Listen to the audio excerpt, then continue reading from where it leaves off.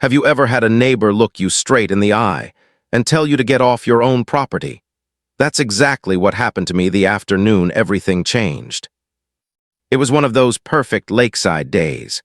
The grill was smoking, kids were squealing as they jumped into the water, and the clink of bottles echoed under the summer sun.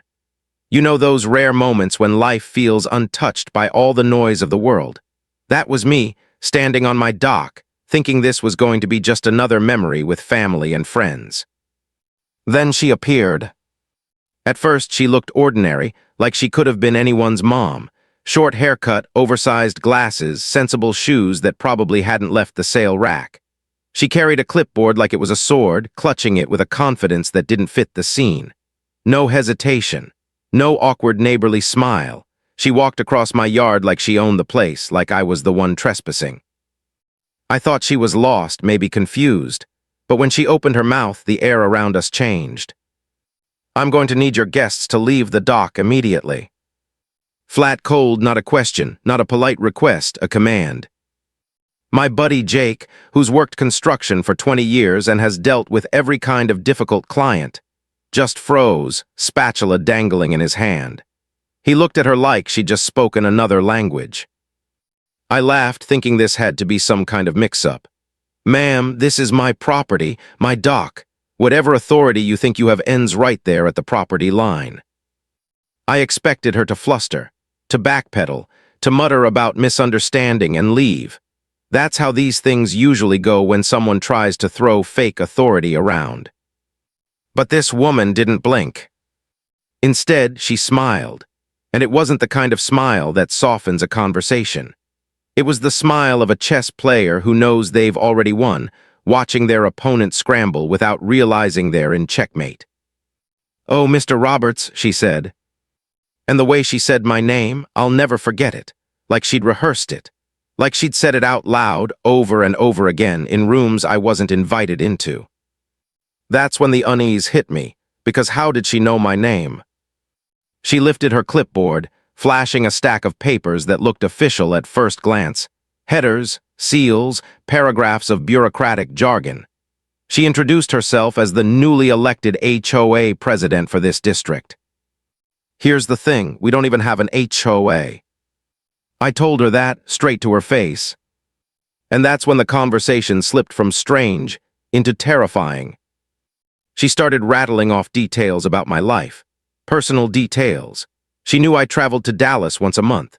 She knew the exact name of a confidential software platform I'd been consulting on, a name buried inside NDAs and locked contracts that only my clients should know. She even knew I'd filed deck expansion permits last month, the ones I hadn't mentioned to a soul outside of my assistant and county office. Her voice was steady, almost casual, but my blood ran cold with every word. The barbecue behind me went silent. I could feel the tension ripple across the dock as my family and friends realized this wasn't just some cranky neighbor making noise about property lines. This was personal. This woman wasn't just guessing. She studied me. I remember my neighbor Walter inching closer, phone in hand, already dialing the non-emergency line. Walter's the kind of guy who notices things, keeps records. I saw him jotting time stamps like he was taking notes in a courtroom. And suddenly it didn't feel like a backyard dispute anymore. It felt like evidence. Jake finally stepped in, voice hard. "Lady, you're trespassing. This is private property. You need to leave before we call the sheriff." Any normal person would have backed off at that. But she just looked pleased, like Jake had given her the exact line she wanted. And then she said it, the sentence that has haunted me ever since. "Mr. Roberts, you have such a pattern of destroying people's livelihoods when they don't accommodate your preferences." Destroying livelihoods. The words hit like a punch to the gut. Too specific, too rehearsed, too personal. This wasn't about docks, or regulations, or fake HOAs. This was about history, something between her and me that I couldn't place but felt in my bones. She packed up her fake papers with deliberate precision, eyes never leaving mine. "I'll be in touch," she said. "Community standards must be maintained." Her voice was calm, but the message was anything but. I watched her walk back up the hill, not to a nearby house, not to a neighbor's porch. She slipped into a car that had been parked out of sight around the corner, engine already warm. She'd been waiting, watching. The party never recovered after that. My guests asked questions I couldn't answer. My family told me to call the police. But all I could think about was her smile, the way she said my name like she owned it, and that phrase, destroying livelihoods. By the time she drove off, my hands were shaking, not from anger, from recognition, tugging at the edges of my memory like a shadow I couldn't catch. I knew her, I just didn't know from where. And in that moment, one truth settled deep in my chest. This wasn't over, not by a long shot. Have you ever sat down at your computer, convinced you're about to prove someone wrong, only to realize you're the one who's been played? That was me the very next morning. I thought this would be easy. Pull up the county records, print proof we don't have an HOA, and maybe even have a laugh about it later. I made myself a strong cup of coffee, sat down at my desk, and started typing like a man on a mission. What I found instead nearly made me spill that coffee across my keyboard. Shirley, yes, I'd finally learned her name, hadn't just waved around fake papers for show. She filed actual easement claims with the county. Not one, not two, 7 separate filings, each one polished and professional. Every line formatted perfectly, every legal precedent cited like she'd been studying property law for years. These weren't documents someone prints off YouTube tutorials. This was the kind of paperwork lawyers charge hundreds an hour to draft.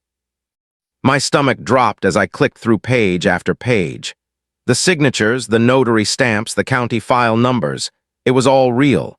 Legitimate enough to be taken seriously, even if it was built on twisted logic. I called the clerk's office, hoping some overworked employee would laugh it off as nonsense. Instead, I got transferred through 3 departments until finally a woman on the other end said, "Oh yes, the Williams easement claims. Very thorough documentation. Been under review for months." Months. She'd been planning this long before she showed up on my dock. I hung up the phone and just sat there staring at the screen. I'd walked into a trap. While I'd been grilling burgers and thinking my only problem was whether the beer cooler had enough ice, Shirley had been laying down legal landmines with the precision of a surgeon. By the time Jake stopped by that afternoon, I was still at my desk, surrounded by printouts, my coffee long gone cold. "She's good," I admitted, sliding a stack across the table. "Too good." Jake flipped through the pages, whistling low. "This isn't DIY paperwork. She's got help, or she's way smarter than she looks." "Both," I said, and I hated how much sense that made. The more I dug, the worse it got. She filed environmental assessments, referenced zoning changes, even aligned her paperwork with new state mandates that had just passed. It was like she had a roadmap to every loophole in the system. I remember driving to the records building that afternoon, the kind of place that smells like old paper and mildew, where the lighting buzzes just enough to make you feel like you're in a basement. I took a number, sat in a cracked vinyl chair, and tried to convince myself I wasn't in over my head. When it was my turn, the clerk slid a stack of agendas across the counter. And there it was. A note about a private consultation held 6 weeks earlier, 30 minutes in a reserved conference room. The name listed, Shirley Williams. This wasn't spur of the moment, this was organized. Walking out of that building, papers clutched under my arm, I kept hearing her words in my head. Destroying livelihoods. That night I dug through old boxes in my home office. Stuff I hadn't touched since I left my corporate job, binders, photos, project notes. I wasn't looking for anything in particular, but something in me needed to connect the dots. And then I froze. Buried in a pile of dusty photos from a quarterly meeting was a woman half hidden behind a presentation easel. The angle wasn't clear, but her posture, the way she held her shoulders, it was her. It was Shirley. 18 months earlier, at my old company. My heart hammered as I stared at the photo. That's where I knew her from, that's why she felt familiar. She wasn't just some random neighbor with a grudge, she'd been in my life before. I couldn't place exactly what had happened between us back then, but the memory was clawing its way back.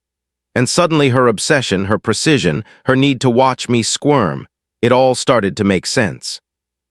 She wasn't starting a fight, she was finishing one. The next day I stepped outside and found Walter, my retired neighbor, waiting with a manila folder. His eyes were serious, his voice low. "Jason, you need to see this." Inside were time-stamped photos. Shirley sitting in a car outside the community center, meeting with a man in a suit, a folder of documents thick enough to choke a shredder. The date, 6 months ago. She'd been preparing for this long before she showed up at my dock. Surveillance, research, strategy. While I thought I was living a normal life, she'd been mapping out my destruction step by step. I looked at Walter, then back at the photo, and felt a chill crawl up my spine. This wasn't neighborhood drama, this was war. Have you ever had a phone call change everything you thought was safe in your life? Mine came on a Tuesday morning, the kind of morning where the lake mist still hangs low and the air smells damp from the night before. The caller ID froze me in place. It was my biggest client, the one contract that made up nearly a third of my annual income, the one that kept my freelance business afloat. I answered, trying to sound calm. "Jason, we've received a formal complaint," the voice on the other end said, steady but cold. "It alleges professional misconduct. Until the state licensing board completes its investigation, we have to suspend your contract." The words landed like a sledgehammer to the chest. My livelihood gone in one breath. I stood there with the phone pressed to my ear, staring out at the dock where just days earlier we'd been laughing over burgers. Now all I could hear was the echo of Shirley's voice, destroying livelihoods. This wasn't coincidence, this was coordinated. By 9 o'clock that morning, I was already sitting in the office of an attorney named Margaret Clark, signing papers that cost me $5,000 just for her to take the case. $5,000 I didn't really have, not with my income suddenly slashed. Margaret spread the documents across her desk, eyes narrowing as she read. "Jason, these complaints are detailed, too detailed. Whoever filed this knows your career inside and out." Her words twisted my gut, because she was right. The allegations mentioned specific clients, project names, even technical processes buried deep in my work. The kind of information no random neighbor should ever know. I left her office feeling like the ground beneath me had turned to sand.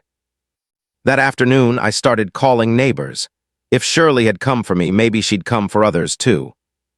Sure enough, Mrs. Peterson admitted she'd gotten a violation notice about unauthorized dock decorations. She'd quietly taken her flags down, too embarrassed to ask questions. Bob Stone had been warned about improper boat storage. Tom and Linda, 2 streets over, had spent $200 on a survey to prove they weren't encroaching on property lines, all based on notices Shirley had drafted herself. Every single document looked official. Every single one referenced regulations that didn't exist. She wasn't just targeting me. She was softening the ground, conditioning the whole neighborhood to believe she was in charge. By evening, I had a folder full of copies from 7 different neighbors, each one proving Shirley had been running her fake HOA scam for months. That night, Jake opened his garage so we could meet in secret. It smelled of pine sawdust and old motor oil, grounding us in something real while the rest of our lives spun out of control. Walter brought a corkboard and string. At first, it felt theatrical, like something out of a crime show. But when we started pinning documents and drawing connections, the patterns became undeniable. Tom put his cousin on speakerphone, a zoning committee veteran. His advice was simple. "The county hates surprises and loves prepared citizens. Document everything, make 3 copies, ask questions that force yes or no answers. Meetings reward patience and paper." We listened like students cramming before an exam. Mrs. Johnson, the elderly widow down the street, brought lemon bars and a notebook filled with neatly dated entries. She'd logged every time she'd seen Shirley in the neighborhood. By the time we ended, roles had been assigned. Jake would open with a calm statement about property rights. Tom would press questions about process. Walter would insist any documents be made public record. My job was to close with one clear demand: freeze everything until our records requests came back. We even made a call tree in case Shirley showed up at anyone's door after dark. A teenager helped us set up a shared drive to store everything in one place. When the meeting broke, the air was heavy with unease.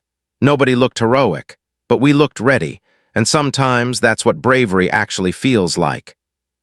2 days later, the emergency neighborhood meeting drew more people than I'd ever seen crammed into the community center. The air buzzed with tension, half the room whispering about standards and property values, the other half muttering about freedom and rights. And then Shirley walked in. Gone was the dollar store clipboard act. Tonight she looked every inch the professional, tailored suit, hair pulled back, glasses perched like she'd stepped straight out of a courtroom.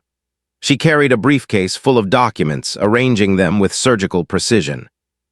The mask had slipped. This wasn't a nosy neighbor. This was someone who'd prepared for war. And as she smiled at me across that crowded room, I realized just how deep I was in. Have you ever watched a room split right down the middle, neighbors you've waved to for years suddenly looking at you like a stranger? That's what the community center felt like that night. On one side, people leaned toward Shirley, nodding along with her talk of standards and protecting property values. On the other, folks like Bob and Walter sat stiff-backed, arms crossed, glaring at the stage. The tension was thick enough to choke on. Shirley started with a presentation that would have impressed corporate executives. She had charts showing rising home values, bullet points about best practices, even photos of yards and docks with big red circles around supposed violations. Her voice was smooth, professional, practiced. Lakefront communities across the state are implementing standards to protect neighborhood character. We can either act now or wait for the county to impose regulations on us. Murmurs rippled through the crowd. She was good, too good. Every objection got answered with a calm, polished response. Someone worried about costs. She had an example from another lake town where residents claimed their investments paid off. Someone mentioned property rights. She sighed and reminded them that community living requires compromise. Then she turned her gaze directly on me. Mr. Roberts has made it clear he doesn't believe community standards apply to him, she said, her tone just sharp enough to sting. His response to reasonable requests has been aggressive and uncooperative. This isn't about dock access. It's about whether we'll have a neighborhood built on cooperation, or one where individuals do whatever they want at everyone else's expense. The silence that followed was worse than shouting. Dozens of eyes turned toward me. I could feel the heat rising in my neck. I stood, my voice shaking but firm. This woman has been harassing neighbors for months with fake citations. She's filed fraudulent claims with the county, cost me thousands in legal fees, and somehow managed to get my professional license investigated with fabricated evidence. This isn't about community, it's about control. A few gasps broke the tension. Shirley didn't flinch. Her mask was too well set. I understand Mr. Roberts is upset, she said smoothly, but professional misconduct complaints are public record. Anyone can file if they suspect unethical behavior. Perhaps he simply doesn't like being held accountable. Her words were a knife disguised as reason. The meeting dissolved into arguments, neighbors talking over each other, voices cracking with frustration. Some sided with her, convinced she was the only adult in the room. Others muttered about tyranny and fake paperwork. By the time the chairs scraped back and people filed out, nobody felt victorious. We were more divided than ever. That night I went home and made a choice. If she wanted psychological warfare, I was done playing defense. I installed cameras, real ones, not the cheap kind. High definition, night vision, motion activated. Jake helped me set up motion sensors along the path to the dock, bright LED floods that would snap on if anyone approached. I called it my psychological fence. No physical barriers, nothing illegal, but a clear message. Anyone stepping onto my property would be recorded. 2 nights later, I realized just how far Shirley was willing to go. I sat at my desk reviewing credit reports for my business, part of prepping for the licensing board defense, when I saw it. Negative reviews, dozens of them. They weren't the usual nonsense. These were detailed, specific, written to sound legitimate. Complaints about projects I never worked on, accusations of missed deadlines, even claims of unethical behavior. And they were popping up on the exact sites potential clients check before signing contracts. It was a smear campaign, carefully crafted, perfectly timed. As I scrolled, my phone buzzed with a text from an unknown number. Check your email. You have 48 hours to make this right, or everyone in this neighborhood will know exactly what kind of person you really are. My stomach turned cold. I opened my inbox. There it was, an attachment. I clicked, and staring back at me was a mugshot, my mugshot. From 15 years ago. A night I'd buried, a mistake I'd sworn was sealed. And now it was back. Have you ever seen a ghost from your past so vividly that it steals the air from your lungs? That's what it felt like when I opened that email. The mugshot stared back at me with dead fluorescent lighting and a younger, dumber version of myself. 15 years ago, one night of reckless stupidity I'd sworn was behind me. The charges had been dismissed, the records sealed, or so I thought. Now it was in Shirley's hands. I sat there in the glow of my laptop, hands trembling on the keys. My family didn't know. My neighbors didn't know. Even Jake, my closest friend, had never heard the story. And if Shirley spread it, my reputation wasn't the only thing she'd ruin. My life would unravel.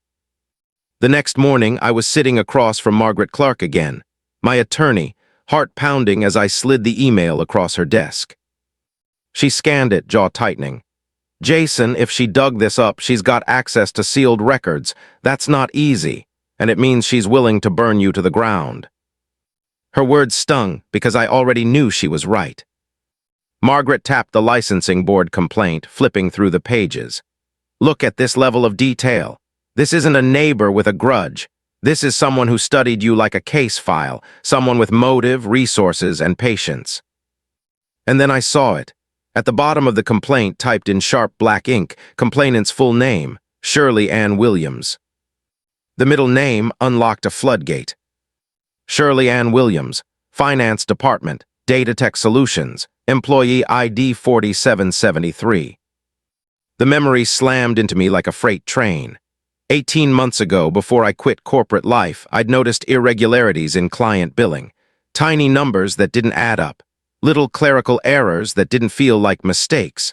I dug deeper, and what I found was a hole lined with stolen money. $47,000 siphoned through fake expenses and dummy accounts, and whose name was all over it, Shirley's. I did what any engineer with a conscience would do. I documented everything and reported it. Legal launched an investigation. Within a week, Shirley was fired, arrested, and eventually convicted of felony embezzlement. I testified against her. Clinical, precise, no emotion, just facts that painted her as exactly what she was. She got 8 months in county jail, 5 years probation, restitution orders she could never hope to pay off. A felony on her record forever. And now, 18 months later, she was in my neighborhood, standing on my dock, smiling like she'd already won. I leaned back in Margaret's chair, feeling my pulse race in my temples. She went to prison because of me, she lost everything, and now she's taking it all back. Margaret's pen froze mid-scribble.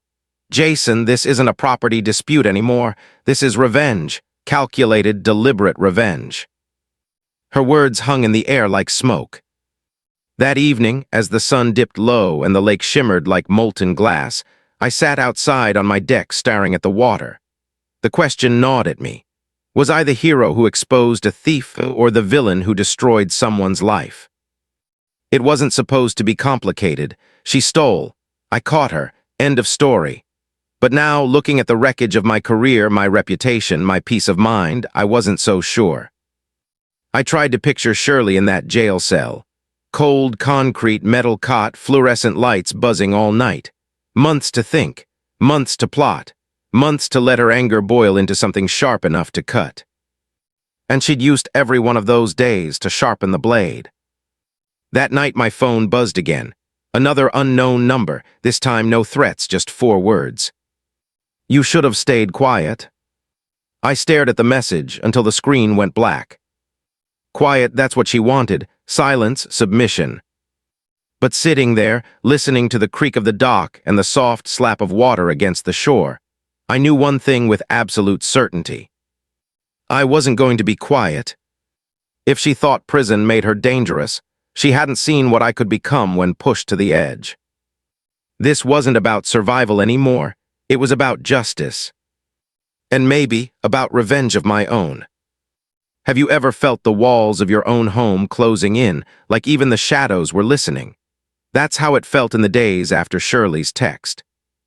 It started small.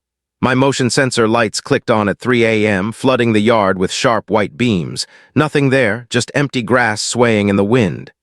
The next night, the cameras picked up movement, a shadow slipping along the property line.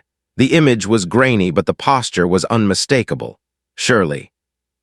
I tried to brush it off, but by morning the evidence was clear. Footprints in the soft dirt near the dock. Fresh cigarette butts ground into the gravel. She wasn't just watching me. She was marking her presence, daring me to react. Jake came over after work, stomping across the porch with his boots caked in sawdust. "This isn't random harassment anymore," he said, tossing a folder onto my kitchen table.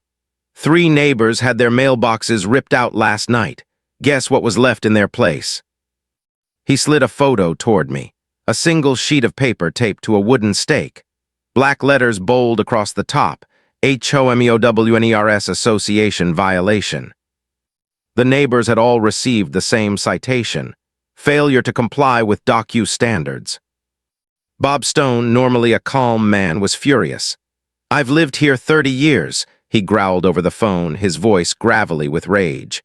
"Nobody tells me where I can tie up my boat, nobody." But Shirley knew exactly how to push. She wasn't just targeting me anymore. She was dividing the entire neighborhood, feeding on fear and uncertainty like a parasite. That Friday, Walter invited a few of us into his garage again.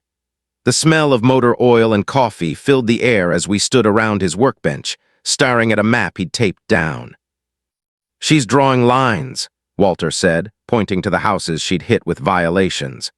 "She's isolating Jason, turning the rest of us against him by making him the example. Scare them enough and they'll fold.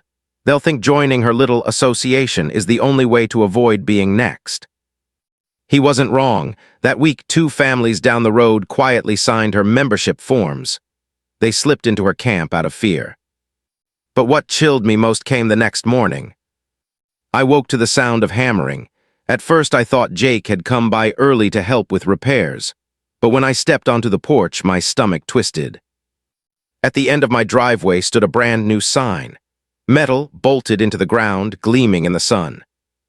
"Private property, dock access restricted. By order of the Lakewood HOA." Except there was no Lakewood HOA. I ripped the sign out of the ground with my bare hands, the metal clanging as it hit the gravel. My pulse pounded in my ears. She was escalating, marking territory, planting her flag on my soil. That evening, Margaret called. Her voice was strained. "Jason, I have to warn you. The licensing board scheduled an emergency hearing. Somebody submitted additional documentation, financial irregularities, client disputes. None of it verified, but enough to warrant review." I felt the floor tilt under me. More lies, more poison dripping into every corner of my life. When I hung up, I sat in the dark, staring at the glow of the dock lights. I thought about my wife's tired eyes, the way my kids asked why the neighbors weren't coming over anymore. Shirley wasn't just attacking me, she was suffocating my family. That night, as the crickets screamed in the tall grass and the lake water slapped gently against the wood, I made a decision. I couldn't just defend anymore, I had to strike back. Jake, Walter, and I met again under cover of night. Flashlights cut through the dark as we spread papers across the hood of my truck. Dock permits, county filings, copies of Shirley's fraudulent notices. Piece by piece, we built the arsenal we'd need to dismantle her empire. Walter's voice was steady, but his hands trembled as he pointed to the evidence. "She's one person, Jason, but if she wins, this becomes every one of us. Our docks, our homes, our freedom. She's counting on fear to keep us divided." I looked at the men standing with me, tired, worried, angry, but not broken. The next morning, I filed a formal injunction at the county courthouse. A judge's signature bought me time, freezing all HOA-related claims until a hearing could be held. For the first time in weeks, I felt a flicker of control. But when I pulled back into my driveway that evening, that flicker died. Every inch of my dock was covered, layered with warning signs, violation stickers, and bold red letters screaming, "Trespasser." And in the middle of it all, taped to the railing, was a photo. My family, standing on the dock at last summer's barbecue. The caption scrawled in thick black marker, "Enjoy it while you can." Have you ever felt fear so sharp it stops you mid-breath? That's what hit me when I saw that photo taped to my dock. My family, my kids, turned into pawns in Shirley's twisted game. I ripped it down with shaking hands, shoving it deep into the trash, but the image burned into my mind. This wasn't about signs or fake HOA notices anymore. This was a threat. That night I didn't sleep. Every creak of the floorboards, every rustle of the trees outside set my nerves on edge. I sat in the living room with a baseball bat across my lap, staring at the front door. Around 2 a.m. I heard it, the slow squeal of the gate hinge outside, not the wind. Deliberate. I crept to the window, heart hammering, and saw a shadow moving across the yard. A flashlight beam skimmed the grass, then paused at the dock. She was there. Shirley. My phone buzzed in my palm as I started recording through the window. She crouched at the edge of the dock, fumbling with something I couldn't make out. When the floodlight kicked on, she bolted upright, face caught in the glare. And for the first time, I saw fear in her eyes. She ran. By the time I got outside, all that was left was the faint smell of gasoline and a red plastic can half hidden in the reeds. She hadn't just come to scare me, she'd come to burn me out. The sheriff arrived 20 minutes later, blue lights painting the trees, the night air filled with the low hum of radios. I handed over the video, the gas can, every shred of evidence. The deputy's face was grim. "This is attempted arson, Mr. Roberts. We'll bring her in." For the first time, I thought it might actually end, that she'd finally gone too far. But the next day, Shirley walked free. No cuffs, no court date. The deputy called to explain. "Insufficient evidence to charge. The can doesn't have prints. The footage isn't clear enough for a positive ID." It was like she'd planned for this, like she knew exactly how far she could go without tipping the scale. By evening, word spread that she was back on the street, strutting through the neighborhood with her clipboard like nothing had happened. And neighbors, terrified, beaten down, looked away instead of confronting her. That's when I realized I had to change tactics. Shirley was winning the war of fear because she operated in the shadows, so I decided to drag her into the light. I called Jake and Walter, my voice low but steady. "Tomorrow we set the trap." We spent that night rigging the dock with hidden cameras. Real ones this time, tucked under the railing, motion activated, feeding directly to a secure drive. Walter even dug out his old police scanner, tracking every dispatch in the county. The plan was simple, bait Shirley into overplaying her hand.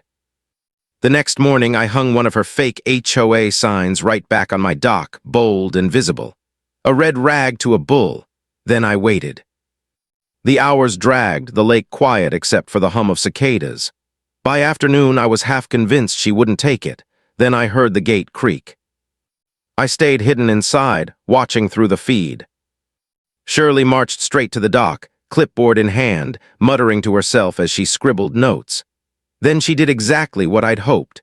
She pulled a chain and padlock from her bag, crouched low, and began fastening it around the dock posts. That was it, the line crossed. I called Walter, who was already listening on the scanner. "She's here, send it." Within minutes, a deputy's cruiser rolled up the drive. Shirley froze, caught mid-act, chain in hand, the lock half-clamped. For the first time, the mask slipped. Her face twisted, lips curling, eyes wide with panic. The deputy stepped out, hand resting on his holster. "Ma'am, put the chain down." Shirley stammered, tried to wave her clipboard like a shield. But the camera feed was running, the lock glinting in the sun, her hands caught red-handed. She wasn't walking free this time. They cuffed her on the spot, reading her rights as she spat curses at me. vowing this wasn't over. But as the cruiser pulled away, dust rising in the golden evening light, I felt something I hadn't in weeks. Relief. Fragile, temporary, but real. Still, as I stood there watching the tail lights disappear, one truth gnawed at me. Shirley wasn't just angry, she was obsessed, and obsessions don't end with handcuffs. Have you ever thought a storm had passed, only to realize it was just the eye and the worst was still coming? That's how the days after Shirley's arrest felt. Calm on the surface, quiet streets. Even the air seemed lighter, but underneath I knew it wasn't over. The sheriff called me 3 days later. Shirley had posted bail. A bondsman, cash up front, she was out. That night I stood on the porch watching the sun sink behind the lake, the sky bleeding orange into the water. My wife joined me, her hand slipping into mine. "When does it end?" she whispered. I didn't have an answer. 2 nights later, the end nearly came on her terms. The cameras caught her creeping along the fence line, eyes wild, hair disheveled. Not the polished suit, not the smug smile. This was desperation, pure and raw. She hurled rocks at the cameras, screamed words I couldn't even make out, then bolted back into the dark. It was the last straw. The following morning, I sat down with Margaret, my attorney, and laid everything on the table. The arson attempt, the threats, the smear campaign, even the sealed mugshot she dredged up. Margaret's eyes hardened as she flipped through the evidence. "Jason," she said, voice steady, "this isn't just harassment. This is stalking, intimidation, extortion. We're filing a restraining order, pushing the DA for felony charges, and petitioning the county to nullify every document she's filed. She won't just lose her case. She'll lose her freedom, for good this time." For once, I felt like the system might actually be on my side. The hearing was scheduled a week later. The courtroom smelled faintly of old wood polish and dust. Neighbors filled the benches, whispering behind cupped hands. Some came out of curiosity, others out of loyalty, a few out of fear. And then Shirley walked in, flanked by a public defender. She looked smaller than I'd ever seen her. No suit, no clipboard, no mask, just a woman unraveling at the seams. The judge listened as Margaret laid out our case with surgical precision. The video of the gas can, the photos of the signs, the emails, the text threats, the mugshot attachment. Every piece stacked higher and higher until even Shirley's lawyer looked pale. When it was her turn to speak, Shirley didn't defend herself. She erupted. "He destroyed my life," she shouted, pointing straight at me. "He took everything from me, my job, my reputation, my future, and now he parades around like the victim." The room went silent. Her voice cracked, rage breaking into sobs. For the first time, the neighbors saw not the commanding president of a fake HOA, but a broken woman consumed by obsession. The judge's gavel cracked like thunder. Enough. When the ruling came, it was swift. Shirley was barred from contacting me, my family, or any neighbor. Her filings were declared fraudulent, her authority stripped. And pending further investigation, felony charges for stalking and attempted arson loomed heavy over her head. As deputies led her out, she turned one last time. Her eyes locked on mine, burning with a hatred that chilled me to the bone. "This isn't over," she hissed. But as the doors closed behind her, the weight lifted. Outside the courthouse, the neighbors gathered. Bob clapped me on the shoulder, Walter handed me back the corkboard like a soldier returning a flag, and Jake grinned for the first time in weeks. "You won, brother. You stood your ground." Did I feel like I'd won? In some ways, yes. The dock was mine. My family was safe. The fake HOA was gone, but part of me knew Shirley's words weren't empty. Obsession doesn't disappear with a gavel. Still, as I stood there in the fading afternoon light, my wife at my side, my kids running ahead on the courthouse steps, I realized something deeper. Shirley had tried to tear apart my life with lies, fear, and fire. But what she really did was remind me of something stronger. That neighbors can become allies. That fear only controls you if you let it.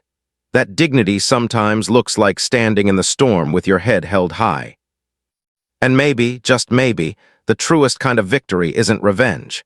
It's refusing to become the monster your enemy already believes you are. The lake is quiet now. The dock creaks under my boots, the water slaps gently against the posts. Life goes on. And though I'll never forget her eyes, or the way my name sounded in her mouth, I've learned this truth the hard way. Sometimes the only way to beat the darkness is to drag it into the light. You've heard this confession, now wait until you hear the next one, the truth that shatters everything you thought you knew.